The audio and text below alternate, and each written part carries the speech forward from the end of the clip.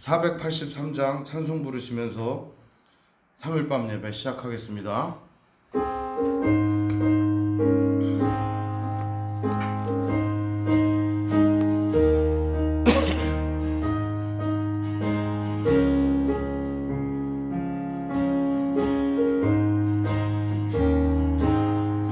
구름 같은 이 세상 모든 부귀영화 나는 금토와 같이 내어버리고서 오직 천국의 복을 사모하며 사니 구원받은 내 이름 기억하옵소서. 주가 나의 이름 보좌 앞에 놓임 어린 양 생명책에 기록하옵소서. 주여 보배 피로써 모든 죄 씻으사 나의 부정한 것을 씻어 맑히소서. 흰 눈보다 더 희게 죄를 씻었으니 구원받은 내 이름 기록하옵소서. 주가 나의 이름 보좌 앞에 놓인 어린 양 생명책에 기록하옵소서.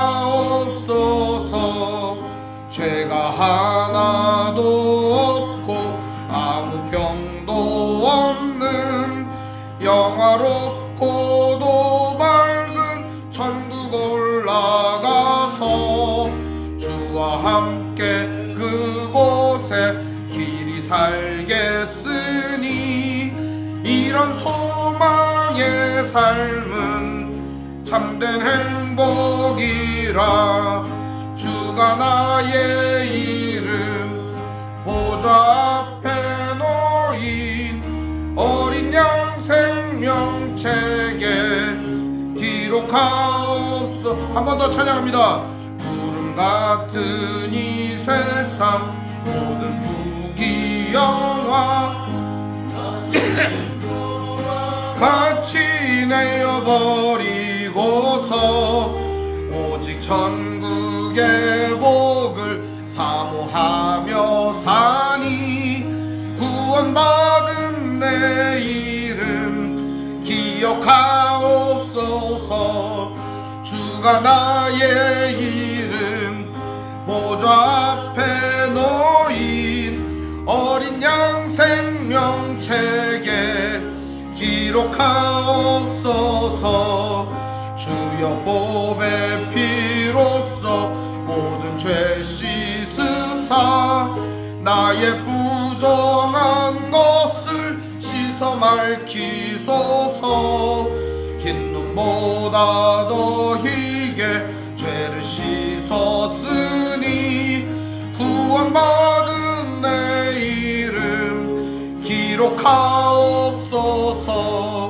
주가 나의 이름 보좌 앞에 놓인 어린 양 생명책에 기록하옵소서. 죄가 하나도 없고 아무 병도 없는 영화롭고도 밝은 천국 올라가서 주와 함께 그곳에 길이 살겠으니 이런 소망의 삶은 참된 행복이라며. 주가 나의 이름 보좌 앞에 놓인 어린 양 생명책에 기록하옵소서. 아멘. 기도하겠습니다. 하나님 아버지 감사합니다. 오늘도 3일 밤 예배로 모였습니다. 함께 예배하며 나아갈 때 우리의 영혼과 마음과 인생을 붙잡아 주시옵소서. 주님의 거룩한 뜻이 이 땅 가운데 이루어지게 하시고 오늘 우리들의 작은 손길과 발걸음을 통하여 하나님 기뻐하시는 세상이 이루어질 수 있도록 역사하여 주시옵소서. 우리 주 예수님 이름으로 기도합니다. 아멘. 오늘 말씀은 마태복음 15장 1절에서 20절 말씀 보겠습니다. 마태복음 15장 1절에서 20절입니다.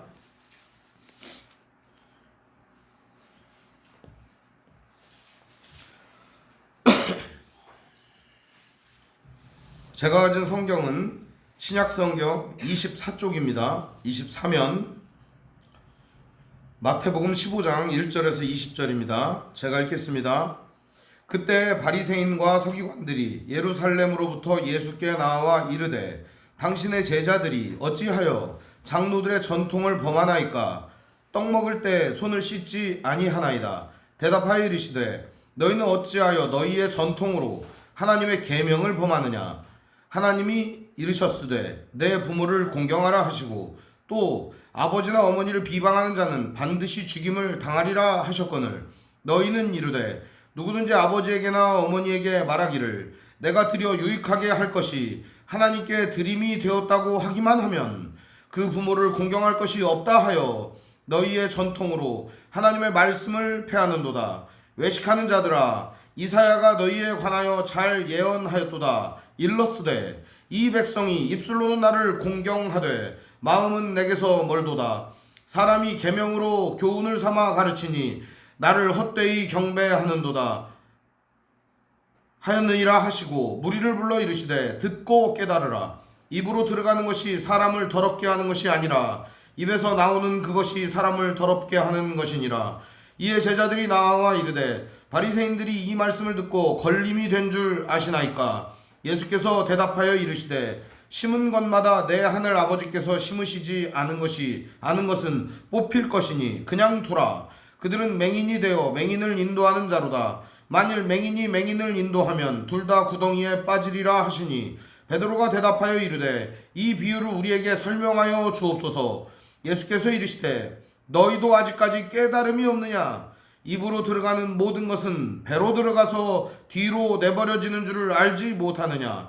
입에서 나오는 것들은 마음에서 나오나니 이것이야말로 사람을 더럽게 하느니라. 마음에서 나오는 것은 악한 생각과 살인과 간음과 음란과 도둑질과 거짓 증언과 비방이니 이런 것들이 사람을 더럽게 하는 것이요 씻지 않은 손으로 먹는 것은 사람을 더럽게 하지 못하느니라. 아멘.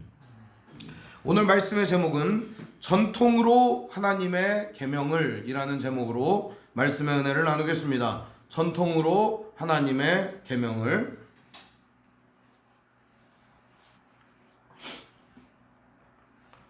인생을 살다 보면 많은 경우 진리라고 믿었던 것들이 진리가 아닌 경우가 있고요. 우리가 저것이 진짜가 맞는가 그런 생각을 가졌을 때 진짜가 아닌 경우가 있습니다. 그리고 옥신각신하고 설왕설래하는 가운데에서 진리가 발견되기도 하며 사람들은 자기 주장이 옳다고 끝까지 자기 주장을 세우지만 때로는 그 주장이 틀릴 때도 있다는 사실입니다. 오늘 말씀은 우리에게 진정한 기준점이 무엇인지를 가르쳐주고 있습니다. 그뿐만 아니라 우리 인생은 무엇을 바라보고 어떻게 살아가야 하는지도 가르쳐주고 있습니다. 그래서 이 말씀을 통해서 우리의 인생의 방향성과 목표를 확실하게 바라볼 수 있다면 참 좋겠습니다. 예수님의 소문이 온 땅에 퍼져버렸습니다. 이유는 지난 시간에 우리가 살펴본 말씀입니다. 14장 34절에서 36절까지의 말씀에 보면 예수님이 병 고치는 사람마다 다 나았다고 합니다. 안 낫는 사람이 한 사람도 없이 다 나았다고 합니다. 빈들에서 예수님은 친히 손을 대시고 친히 그 사람들을 하나하나 고쳐주셨습니다. 그리고 그 사람들을 어루만지시며 아픈 마음과 상처와 고통과 괴로움을 치료하여 주셨습니다. 그런데 이렇게 예수님이 치료를 해주니까 사람들이 사방에서 나오는 겁니다. 때로 몰려오는데 감당할 수 없을 정도로 사람들이 많이 오는 것입니다. 성경은 그것을 큰 무리다 이렇게 표현을 하고 있는데요. 큰 무리 그러면 여러분 무엇을 생각하십니까? 이 큰 무리 그러면 원래 이 큰 물이라는 말을 어디다가 쓰는가? 이 유대인들은 이렇게 먼지 같은 거 있잖아요. 이렇게 먼지를 한 주먹 딱 쥐어갖고 하늘에다가 팍 뿌리면은 볕이 이렇게 들지 않습니까? 그러면 먼지를 팍 뿌리면 어떻게 됩니까? 엄청 많잖아요. 그죠? 그게 바로 큰 무리를 일컫는 말입니다. 그러니까 티끌 같은 사람들이 모여드는 겁니다. 얼마나 많이 오는가. 그런데 이것을 넉넉히 지켜보지 않는 사람들이 있었습니다. 이것을 굉장히 주의하여 지켜보며 이것을 위협적으로 지켜보는 사람들이 있었습니다. 누굴까요? 당시의 정치 지도자들과 종교 지도자들이었습니다. 이 사람들은 누가 인기가 있다 그러면 그것이 굉장히 두려운 일인 겁니다. 왜 그럴까요? 정치 지도자들은 인기 있는 사람을 두려워합니다. 왜 그런가? 그 사람이 인기를 죄다 가져가면 정치에게서 사람들이 멀어지는 것, 그것을 정치인들은 가장 두려워하기 때문입니다. 뉴스의 일면이 정치 뉴스입니다. 왜 그렇게 하는 줄 아십니까? 정치란 사람들의 눈이나 귀에서 잊혀지게 되면 그들이야말로 기득권을 잃어버리기 때문입니다. 종교 지도자들도 마찬가지입니다. 사람들의 관심과 사람들의 집중하는 그러한 눈들을 받을 때 종교 지도자가 행복하다고 말을 합니다. 종교 지도자들은 실제적으로 사람들의 인기와 사람들의 그러한 바램을 먹고 사는 사람들입니다. 당시에 특별히 더했습니다. 바리새인과 서기관들과 그리고 사두개인들, 이 모든 사람들은 사람들의 인기에 영합하여 모든 일들을 행하던 사람들이었습니다.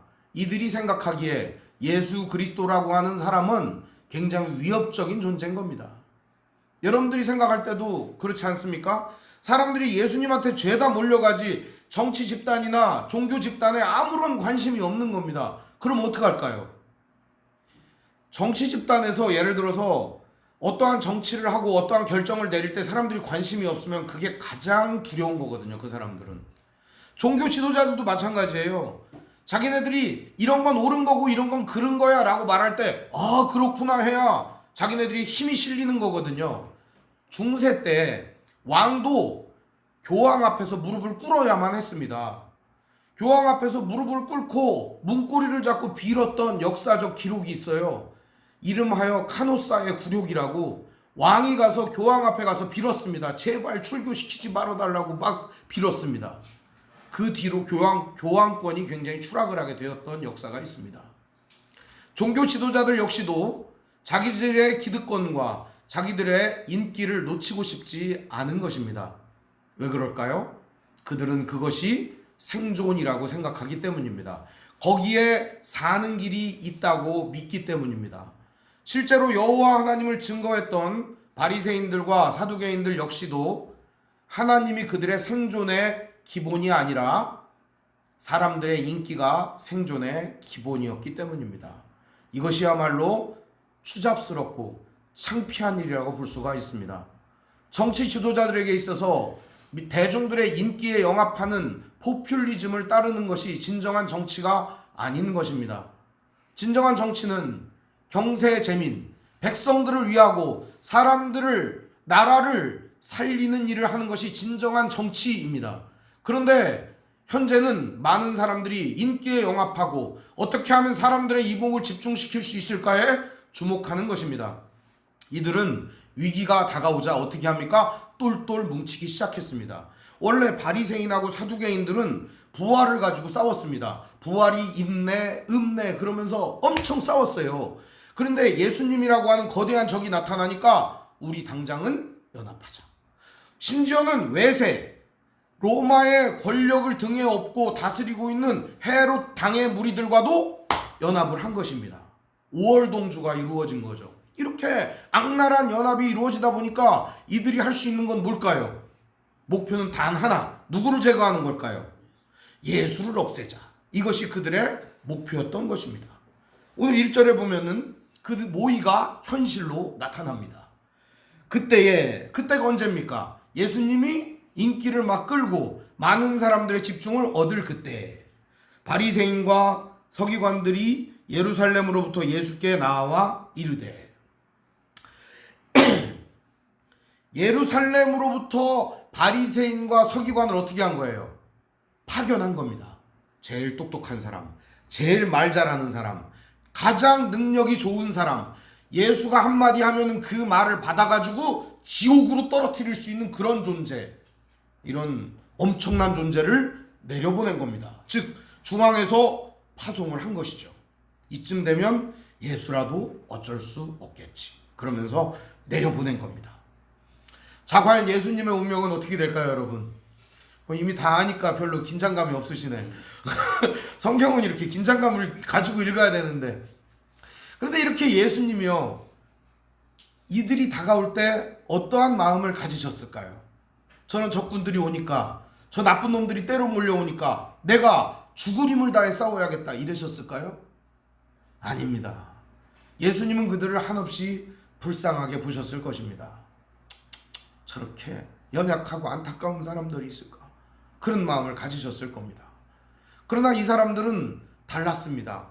어떻게 하든 한마디만 해봐라, 내가 예수 이놈을 당장 죽여야겠다, 이런 생각을 했던 겁니다. 그리고 모의를 하고 작당을 하고 어떤 말을 할지를 미리 다 짠 다음에 온 것입니다. 이들이 이렇게 말합니다. 우리 2절을 같이 읽어볼까요? 시작. 당신의 제자들이 어찌하여 장로들의 전통을 범하나이까? 떡 먹을 때 손을 씻지 아니하나이다. 이 떡이 그 동네는 없어요. 그러니까 떡은 아니고요, 빵이라고 생각하시면 좋을 것 같습니다.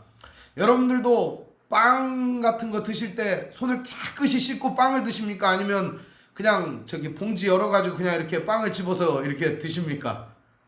저만 그러는 것 같아요. 미안합니다. 제가 이제 별로 위생관념이 없는 것 같아요. 근데 여러분들은 아주 손을 아주 깨끗이 씻은 다음에 그 빵을 갖다 이렇게 잘 잘라서 이렇게 드시는 거예요. 그렇죠? 근데 제자들은요, 어부고 뱃사람이고 그 갈릴리에서 잔뼈가 굵은 사람들이고, 그러다 보니까 씻지 않고 먹는 것이 일상이 된 사람들입니다. 그러다 보니까 빵이 나오니까 어이구 빵 나왔네 그러면서 그냥 툭 뛰어갖고서 그냥 허브 찍어 포도주 같은데 찍어갖고서 막 먹는 거죠. 그런데 장로들의 유전이라고 하는 게 뭐냐? 원래 율법이라고 하는 것이요, 굉장히 복잡한 것 같지만 실제로는 율법이 몇 개가 되지 않습니다. 248개의 하라라고 하는 조항이 있습니다. 248개 이렇게 해야 하는 조항들이 있어요. 그리고 또 하나는 365개의 하지 말라라는 조항이 있어요. 그래서 합치면 몇 개예요? 몇 개요? 613개입니다. 613개. 근데 이렇게 613개의 율법이 정해져 있는데 의미가 있어요. 365개의 금지 명령은 365일 동안 금해야 할 것들을 정해놓은 것이고, 248개는 우리 뼈와 관절 개수라고 합니다. 우리 뼈와 관절로 행해야 될, 진정으로 실천해야 될 사항들을 말하고 있는 것입니다. 그래서 금지 명령과 하라는 명령 두 가지는 율법의 중요한 축을 형성하고 있습니다. 그런데 이 창세기, 출애굽기, 레위기, 민수기, 신명기까지의 율법을 나누어 놓으면 그렇게 되지만 이들은 그것 말고도 따로 지키는 게 있었으니 그것이 무엇이냐? 장로들의 유전이었습니다. 이것은 율법을 더 잘 지키려고 했던 몸부림이었습니다. 예를 들면 안식일에 일하지 말라 이런 말이 있지 않습니까? 그럼 일을 하지 말아야 되니까 어떻게 해야 돼요? 어디까지가 일이냐, 어디까지 일이 아니냐, 이걸 정했던 겁니다. 처음에는 천보가 일이라고 생각했던 겁니다. 천보. 근데 천보가 너무 많은 것 같다, 우리 500보로 줄이자. 그 500보로 줄이기도 하고, 또 랍비들이 의견을 내는 것에 따라 또 700보로 늘리기도 하고, 이게 바로 뭘까요? 장로들의 전통, 유전이라고 하는 겁니다. 교회 안에도 이런 것들이 많이 있죠. 교회 안에도 전통이 있습니다. 예배 시간에는 무엇을 해야 된다. 우리 교회에서는 무슨 전통이 있어야 한다. 교회가 오래되잖아요. 그러면 하나님 말씀보다 앞서는 게 있어요. 뭘까요? 전통이에요. 오래된 교회가 개혁하는 유일한 길은 그놈의 전통을 없애버리는 겁니다. 전통이 좋은 것도 있지만 하나님 말씀보다 앞서는 전통 따위가 교회에 필요할까요? 그게 바로 지옥문을 여는 열쇠가 되는 것입니다. 하나님 말씀보다 우선하는 전통이야말로 사람들을 사람 되지 못하게 하고 성도를 성도 되지 못하게 하고 교회를 교회 되지 못하게 만들기 때문입니다. 믿음을 가진 사람이라면 하나님의 말씀을 심장에 새기고 이 말씀이 진정한 기준이 되도록 해야 하는 것입니다. 전통이나 다른 것들이 우리의 기준이 되지 못하게 하는 것이 말씀이 우리에게 가르쳐주는 바입니다. 그래서 우리는 말씀을 기준으로 삼지 않으면 절대적으로 실수할 수밖에 없고 실패할 수밖에 없고 교회와 신앙은 무너질 수밖에 없는 것입니다. 믿음은 이 기준점을 잘 지킬 때 진정으로 바르게 서 있을 수 있고 올바른 길로 걸어갈 수 있는 것입니다. 아멘. 오늘 말씀에 보면 예수님은 이들의 잘못된 모습을 너무 잘 알았기 때문에 너희들 지금 기준은 잘 잡고 있는 거야 라고 말씀하고 있는 겁니다. 너희들 기준은 뭔데? 라고 얘기하고 있는 겁니다. 너희들 진짜 기준이 있는 거 맞아? 라고 이야기하는 거죠. 너희들 기준 진짜 하나님 말씀 맞는 거냐? 예수님의 이야기가 3절부터 시작해서 9절까지 기록되어 있습니다. 우리 같이 읽어보겠습니다. 시작. 대답하여 이르시되 너희는 어찌하여 너희의 전통으로 하나님의 계명을 범하느냐? 하나님이 이르셨으되 내 부모를 공경하라 하시고 또 아버지나 어머니를 비방하는 자는 반드시 죽임을 당하리라 하셨거늘 너희는 이르되 누구든지 아버지에게나 어머니에게나 말하기를 내가 드려 유익하게 할 것이 하나님께 드림이 되었다고 하기만 하면 그 부모를 공경할 것이 없다 하여 너희의 전통으로 하나님의 말씀을 폐하는도다. 외식하는 자들아 이사야가 너희에 관하여 잘 예언하였도다. 일러스되 이 백성이 입술로는 나를 공경하되 마음은 내게서 멀도다. 사람의 계명으로 교훈을 삼아 가르치니 나를 헛되이 경배하는도다 하였느니라. 이게 예수님의 말씀입니다. 핵심적 내용은 뭘까요? 마음에도 없는 소리 짓거리지 마라 이런 얘기입니다. 너희들이 하는 게 진짜 기준이 말씀이 맞고 하나님의 마음에 합한 것이 아니지 않느냐라는 얘기를 예수님이 하는 겁니다. 너희들 틀렸지 않느냐 이 얘기를 하는 겁니다. 그럼에도 불구하고 틀린 거를 사람들에게 강요하고 그것이 마치 하나님의 말씀인 양 너희들이 말하고 있지 않는가 이렇게 지적하고 있는 것입니다. 예수님이 지적하신 대표적인 것 두 가지가 있는데요. 첫 번째는 무엇입니까? 전통 중에 고르반이라고 하는 전통이 있습니다. 고르반이라고 하는 게 무엇인가? 이것은 우선적으로 하나님께 먼저 드려야 한다라고 하는 대원칙이 고르반입니다. 이 고르반이라고 하는 뜻이 하나님께 드려졌다, 바쳤다 이런 말입니다. 예를 들면 시어머니가 이제 집에 놀러 왔습니다. 그래서 저기 집에 있는 꽃감을 하나 먹으려고 그랬더니 얘기를 하는 겁니다. 어머니 그거 하나님께 바쳤어요. 그러니 손대면 안 돼요. 이렇게 얘기를 하는 거죠. 치사한가요? 좀 더 높여볼게요 기준을. 어머니가 말을 하는 겁니다. 아버지가 와가지고 그 니네 집에 있는 그거 참 좋아 보이더라 야. 그것 좀 내가 가져가야겠다. 그러면서 집안에 있는 어떤 장식 같은 거를 가져가려고 했습니다. 그랬더니 얘기를 하는 겁니다. 아유 어머니 아버지 그거 성전에 바쳐진 겁니다. 건드리시면 안 됩니다. 이렇게 얘기를 하는 거죠. 이렇게 얘기해도 좀 감이 안 오죠. 돈으로 한번 가보겠습니다. 돈으로. 너 지난번에 저 상여금 받은 1,000만 원 있지 않느냐? 그것 좀 주어라 우리 해외여행 좀 갔다 오게. 부모님이 얘기를 한 겁니다. 그랬더니 얘기를 하는 겁니다. 이거 하나님께 바쳐진 겁니다. 건들면 안 됩니다. 이렇게 말하는 거죠. 실제적으로요. 그게 무슨 말이냐면 하나님께 드려져야 할 것은 정해놓았죠. 그죠? 그래서 이 사람들이 드려야 하는 겁니다. 부모를 공경해야 할 것도 준비해야 하고 마련해야 하는 것입니다. 근데 이 사람들은 하나만 마련하는 겁니다. 그래서 어떻게 하느냐? 이거 부모님이 달라고 하거나 부모님에게 필요한 것인데 못 드리는 상황이 오는 게 아니라 안 드리는 상황이 오는 겁니다. 왜죠? 이거 하나만 정해놓고 부모님 거는 쓱 입을 닦는 거죠. 그래놓고 이거 하나님 거예요. 손대면 안 됩니다. 이렇게 하는 거죠. 이게 뭡니까? 나쁜 거죠.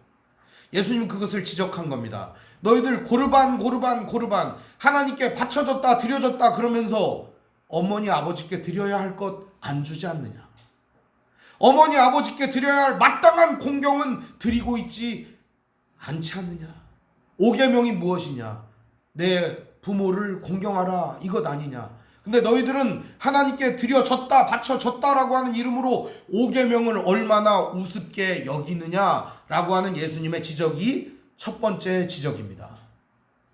한마디로 말하면 이들은 씻지 않는 손으로 먹는 제자들을 비방하며 장로들의 유전을 어겼던 예수님과 제자들을 싸잡아 부정하고 더러운 자들로 취급하려고 했으나 씻지 않는 손으로 먹는 것과는 비교도 안 되게 5계명을 어겨버린 사람들이 된 겁니다. 또 한 가지는 부모라고 하는 존재는 하나님을 대신하여 존재하는 사람들로 여겨졌습니다. 당시에는 더 했습니다. 그랬는데 부모 공경을 해야 하지만 이들은 고르반이라고 하는 명목하에 부모 공경을 포기하거나 버려버렸기 때문입니다. 이것이야말로 하나님의 말씀을 정면으로 도전하고 어기는 일 아니겠습니까? 씻지 않은 손으로 먹는 것은 율법에 나와 있지도 않는 얘기인데 율법을 정면으로 거스르는 이 사람들에게 예수님은 정면으로 말씀을 전해주고 있는 것입니다. 그러면서 이들에게 말합니다. 껍데기로 드러나는 청결과 위생과 깨끗함과 이런 것들을 철저히 지키는 이들에게 말하는 겁니다. 너희들 몸은 하나님께 가까이 하는 척하지만 마음은 하나님으로부터 멀어져 있구나, 이렇게 말을 합니다. 오늘 말씀에 이런 말이 나옵니다. 7절에 보면은 외식하는 자들아, 이런 말이 나와요. 이 외식한다 라는 말이 무슨 말이냐면 연기한다, 이런 뜻이에요. 연극한다, 이런 말이에요. 너희들 연기 잘하는구나, 너희들 연극 잘하는구나, 그렇게 경건한 척 잘하는구나, 그러면서 예수님이 이들에게 말씀하시는 겁니다. 껍데기는 그렇게 경건하고 껍데기는 그렇게 거룩한데 속은 더럽구나, 이렇게 얘기를 하는 겁니다. 너희들 누구 앞에서 연기하는 줄 아냐? 하나님 앞에서 연기하고 있는 거야, 이렇게 지적하고 계시는 것입니다. 예수님의 지적은 뼈아픈 지적입니다. 오늘 우리도 생각해 봐야 할 지점에 있는 것입니다. 하나님께 드려야 한다고 말하면서, 하나님께 헌신해야 한다고 말하면서 마땅히 사랑해야 될 이웃사랑을 등한히 하지는 않는가? 하나님께 우리가 드려야 한다고 말하면서 하나님의 것은 잘 챙긴다고 말하면서 마땅히 우리가 행해야 될 하나님의 말씀 전파와 복음을 전하는 일에 대하여 등한히 하고 있지는 않은가 하는 것입니다. 오늘 우리의 마음과 영혼이 하나님의 것임을 알면서도 우리들은 얼마나 이기적인 마음으로 살아가고 있는지 모릅니다. 또 한 가지는 바로 외식하는 사람들에 대한 이야기입니다. 우리도 예배하고 그리스도인으로 살고 거룩한 모습인 것처럼 보이지만 때로는 시커먼 속내가 있고 마음에 억울한 마음도 많고 분노도 있고 때로는 악한 마음이 불일 듯 일어나서 하나님의 뜻보다는 내 고집과 아집대로 하고 싶을 때가 얼마나 많은지 모릅니다. 이것이야말로 외식하는 이들의 모습과 너무나 닮아 있는 것 아니겠습니까? 맛을 잃어버린 소금이요 빛을 잃어버린 등불과 같은 우리의 연약한 모습을 그대로 고스란히 드러내고 있다는 것입니다. 예수님은 구약시대 이사야가 그렇게 외치며 부르짖을 때 백성들이 아무도 하나님의 말씀에 응답하지 않았던 그 시대를 떠올리며 말씀을 전하고 있습니다. 이사야가 너희에게 말하지 아니하였느냐? 암흑의 시대 하나님의 말씀이 울리고 들리고 하나님의 말씀이 그렇게 외쳐지는데도 아무도 응답하지 않았던 그 시대가 바로 오늘이 아니냐. 그러면서 이런 말씀을 하십니다. 8절 9절의 말씀이죠. 이 백성이 입술로 나를 공경하나 마음은 내게서 멀도다. 사람의 계명으로 교훈을 삼아 가르치니 나를 헛되이 경배하는도다. 이들은 하나님 섬기는 것처럼 했지만 하나님 안 섬겼고요. 이들은 겉으로는 하나님 예배하는 것 같이 했지만 자기들의 배와 사람들의 전통을 예배했고요. 이들은 선한 뜻이 무엇인지 사람들에게 잘 가르쳤지만 그것 역시도 자기들의 의지와 뜻을 전한 것에 불과했다는 사실입니다. 오늘 우리가 깨달아야 될 지점은 바로 이 지점입니다. 입술의 신앙이냐 마음의 신앙이냐 이것입니다. 오늘 여러분은 마음의 신앙이 어떻습니까? 여러분의 마음은 건강합니까? 하나님께로 향해 있고 하나님의 마음과 같은 마음을 품고 있습니까? 주님의 마음과 같은 마음을 품고 주님의 뜻과 같은 뜻을 가지고 있습니까? 우리가 지향하는 목표 지점은 나의 유익과 만족과 이익의 지점입니까? 아니면 하나님의 뜻이 이 땅에 이루어지는 지점입니까? 오늘 우리가 생각해 봐야 될 점은 바로 여기에 있는 것입니다. 나를 돌아보고 나를 하나님의 말씀에 비추어 보아 나는 지금 입술의 신앙인가 마음의 신앙인가를 볼 수 있는 눈이 열려야 합니다. 예수님은 무리를 불러서 사람들에게 이야기합니다. 이제 이 바리새인과 서기관들의 입은 막았지만 무리들은 이 말을 듣고 도대체 무슨 말인가 했을 수도 있기 때문에 예수님은 부연 설명을 해주십니다. 왜냐하면 바리새인과 서기관들이 뼈아픈 지적을 했기 때문입니다. 더러운 뱃놈들, 더러운 갈릴리 놈들, 씻지도 않고 밥을 먹고 씻지도 않고 너희들 진짜 더러워서 같이 못 다니겠구나. 전염병을 퍼뜨리는 연병 같은 자들이구나. 이렇게 말을 하는데 그 말에 대한 예수님이 대답을 해주시는 겁니다. 그 대답이 10절 11절 이야기입니다. 무리를 불러 이르시되 듣고 깨달으라. 입으로 들어가는 것이 사람을 더럽게 하는 것이 아니라 입에서 나오는 그것이 사람을 더럽게 하는 것이니라. 중의적 의미가 있습니다. 중의적 의미. 씻지 않고 음식을 먹는 것은 사람의 생각이나 마음이나 양심을 더럽힐 수 없다는 뜻입니다. 그런 의미가 들어있는 것입니다. 그래서 이 말씀을 많이 오해들 하시는데 씻지 않고 먹으면 병에 걸릴 수 있어요. 우린 잘 알고 있습니다. 유대인들도 알고 있었어요. 그러나 씻지 않은 손으로 더러운 음식을 먹는다고 해가지고 우리의 생각이나 마음이나 양심이 병들지는 않습니다. 그것은 우리의 믿음이나 신앙이나 생각이나 양심을 병들게 만들지 못한다는 것이죠. 무엇이 우리를 병들게 할까요? 오늘 예수님은 이렇게 말합니다. 12절부터 제자들에게 말씀합니다. 이에 제자들이 나와 이르되 바리새인들이 이 말을 듣고 걸림이 된 줄 아시나이까? 그 사람들 진짜 많이 모가지에 캐캐 걸려가지고 지금 도망가고 있지 않습니까? 예수님 왜 그 사람들한테 그렇게 했어요? 걸림이 된 거 아닙니까? 그랬더니 예수님이 이렇게 말씀하십니다. 예수님의 말씀 우리 같이 한번 읽어보겠습니다. 13절부터 14절까지입니다. 시작. 예수께서 대답하여 이르시되 심은 것마다 내 하늘 아버지께서 심으시지 않은 것은 뽑힐 것이니 그냥 두라. 그들은 맹인이 되어 맹인을 인도하는 자로다. 만일 맹인이 맹인을 인도하면 둘이 다 구덩이에 빠지리라 하시니. 예수님은요 그 사람들을 가리켜서 뭐라고 얘기하십니까? 맹인, 즉 앞 못 보는 사람이라고 말합니다. 우리가 진정으로 볼 수 있어야 하는 것은 씻지 않은 손으로 먹는 그 행위를 봐야 하는 것이 아니라 과연 우리의 입술과 마음으로부터 무엇이 나오고 있는가를 주목해서 바라봐야 하는 것입니다. 진정으로 우리가 바라보아야 하는 것은 사람들의 눈에 어떻게 보일까 하는 연극과 연기가 아니라 진짜 하나님의 뜻은 어디인가? 나는 지금 어디로 향하고 있는가? 내가 바라보고 있는 방향은 하나님의 뜻이 맞는가? 이것을 먼저 바라볼 수 있어야 합니다. 그리고 예수님은 알지 못하는 제자들에게 친절히 설명을 해주시는 장면으로 오늘 말씀을 마무리하고 있습니다. 제자들은 이렇게 예수님의 말씀을 들었지만 깨달을 수 없었습니다. 왜 그랬을까요? 이들은 이미 주눅이 들어있는 상태였기 때문입니다.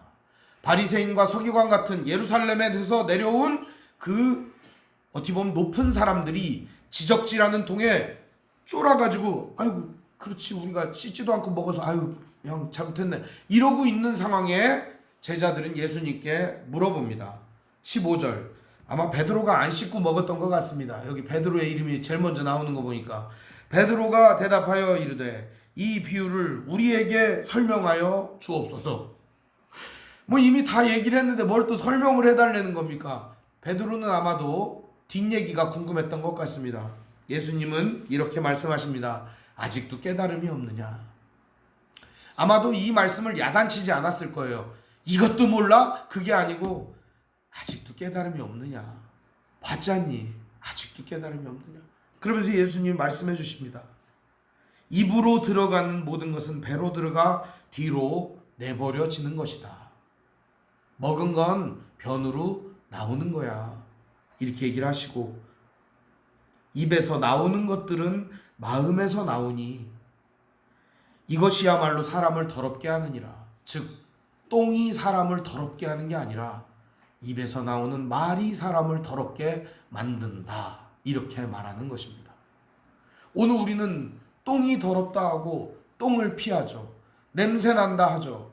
그러나 비인격적인 말과 비이성적인 말과 비신앙적인 말과 하나님의 사랑과 믿음을 담지 못한 언어는 극심한 쓰레기 같은 냄새를 풍기고 다른 사람들의 마음에 생채기를 내며 괴로움과 아픔을 더하게 만든다는 사실을 알아야 합니다. 세상에 가장 쓰레기나고 냄새 같고 더러운 것이 무엇인가? 그것은 바로 더러운 마음에서 나오는 정제되지 않은 언어들일 것입니다. 오늘 우리는 믿음을 가지고 살아가는 믿음의 사람들로서 먼저 우리가 바라보아야 될 방향을 바로 바라보면 좋겠습니다. 전통이 아닌 하나님의 말씀으로. 오늘 우리의 중심이 어디로 향해 있는지 우리 자신을 바라볼 수 있으면 좋겠습니다. 주님의 마음을 품도록. 그렇게 한다면 우리의 마음에서 나오는 언어들과 우리의 입으로 나가는 모든 것들이 그리스도 예수의 모습을 드러낼 수 있지 않을까 생각합니다. 아멘. 사랑하는 성도 여러분, 예수님은 이렇게 결론의 말씀을 주십니다. 마음에서 나오는 악한 생각과, 마음에서 나오는 것은 악한 생각과 살인과 간음과 음란과 도둑질과 거짓 증언과 비방이니 이런 것들이 사람을 더럽게 하는 것이요 씻지 않은 손으로 먹는 것은 사람을 더럽게 하지 못하느니라. 아예 조목조목 짚어가지고 예수님은 제자들에게 설명해 주고 계십니다. 오늘 우리들은 이미 다 알고 있는 내용이고 많이 들었던 내용이라 익숙한 말씀입니다. 오늘 여러분은 이 말씀이 아직도 익숙합니까? 이제 우리들은 이 말씀 앞에 서야 합니다. 나는 어떤 사람인가? 나는 무엇을 바라보고 어떻게 살아가고 있는가? 하나님 앞에 나는 어떤 존재로 서 있는가? 사람들 앞에서 내가 어떤 모습으로 비추는 게 아니라 하나님 앞에 나는 어떤 존재로 비추어지고 서 있는가? 나의 내면을 들여다보는 시간이었으면 좋겠습니다. 오늘도 주님이 우리에게 함께하여 주시고 성령께서 우리의 발걸음을 인도하고 계실 때 우리는 성령 앞에 의지하며 우리 주님 앞에 의지하며 우리 인생의 모든 것들을 내어놓고 나아가시기를 바랍니다. 아멘. 지금도 여전히 고통 중에 있는 사람들이 있을 겁니다. 마음에 갈등이 있고 여러 가지 어려움들이 있을 줄로 압니다. 이 세상을 사는 건 갈등의 연속이고 선택의 연속이기 때문입니다.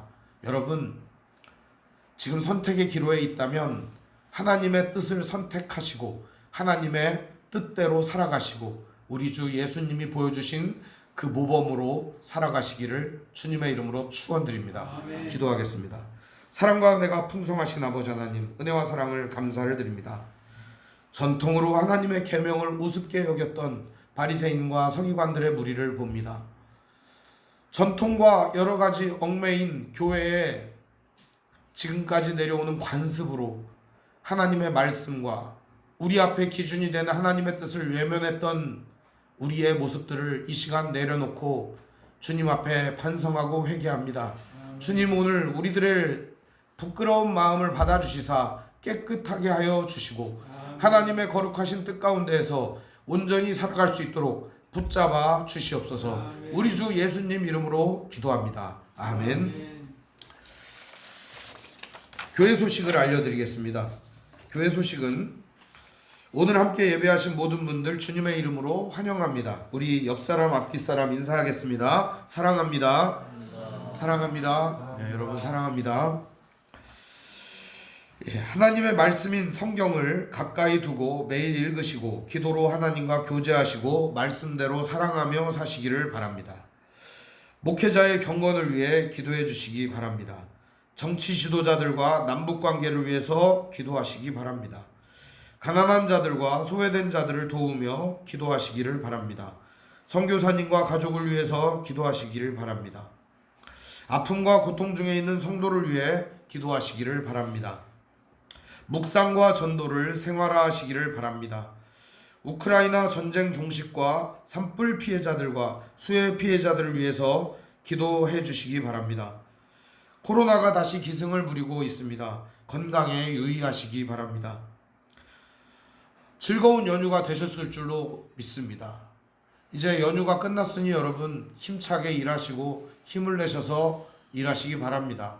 아무래도 기운도 빠지고 환절기라 많이 어려우실 텐데요. 건강 관리하시면 좋겠습니다. 운동하시고 좋은 거 드시고 행복하게 웃으면서 하나님 말씀대로 살면 건강해집니다. 주님 가르쳐 주신 기도로 마치겠습니다. 하늘에 계신 우리 아버지, 아버지 이름을 거룩하게 하시며 아버지의 나라가 오게 하시며 아버지의 뜻이 하늘에서와 같이 땅에서도 이루어지게 하소서. 오늘 우리에게 일용할 양식을 주시고 우리가 우리에게 잘못한 사람을 용서하여 준 것 같이 우리 죄를 용서하여 주시고 우리를 시험에 빠지지 않게 하시고 악에서 구하소서. 나라와 권능과 영광이 영원히 아버지의 것입니다. 아멘.